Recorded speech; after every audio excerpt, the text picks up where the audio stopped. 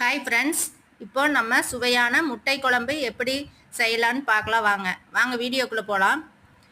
இப்போ ஒரு பாத்திரத்தை அடுப்பில் வச்சுக்கோங்க.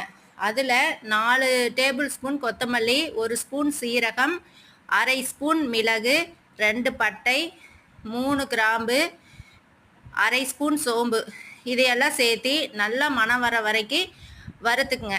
வறுத்து அதை தனியாக எடுத்து வச்சுக்குங்க. மறுபடியும் ஒரு பாத்திரத்தை அடுப்பில் வச்சு அதில் ஒரு 1/4 கிலோ அளவு வெங்காயம், ஒரு 7-8 பல் பூண்டு, ஒரு துண்டு இஞ்சி, கொஞ்சமாக கருவேப்பிலை, 2 ஸ்பூன் எண்ணெய் இதையெல்லாம் சேர்த்து நல்லா வதக்கிக்குங்க. அது வதங்கினதும் அது கூட ஒரு 4 மிளகாய் சேர்த்து அது கூடவே நல்லா வதக்கிக்குங்க. அப்புறமா கட் பண்ணி வச்ச 2 தக்காளி சேர்த்து அதையும் அது கூடவே சேர்த்து வதக்கிக்குங்க.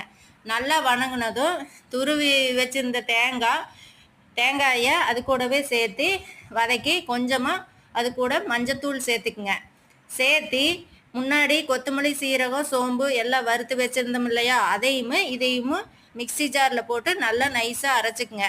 இப்போ மறுபடியும் ஒரு பாத்திரத்தை அடுப்பில் வச்சு கொஞ்சமாக எண்ணெய் விட்டு ஒரு அரை ஸ்பூன் சோம்பு, கட் பண்ணி வச்ச பெரிய வெங்காயம், கருவேப்பிலை இதையெல்லாம் வதக்கி அது கூட தேவையான அளவு முட்டையை உடச்சி ஊற்றி கொஞ்சமாக உப்பு, ஒரு அரை ஸ்பூன் மிளகாத்தூள் இதை சேர்த்து நல்லா வறுத்துக்குங்க.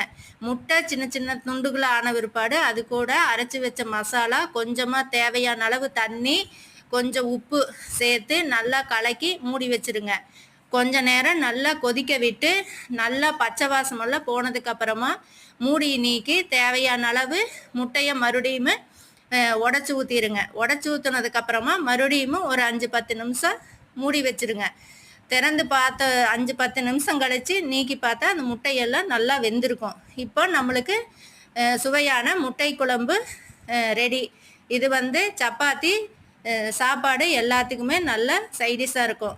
இந்த வீடியோ உங்களுக்கு பிடிச்சிருந்தா லைக் பண்ணுங்கள், ஷேர் பண்ணுங்கள், சப்ஸ்கிரைப் பண்ணுங்கள்.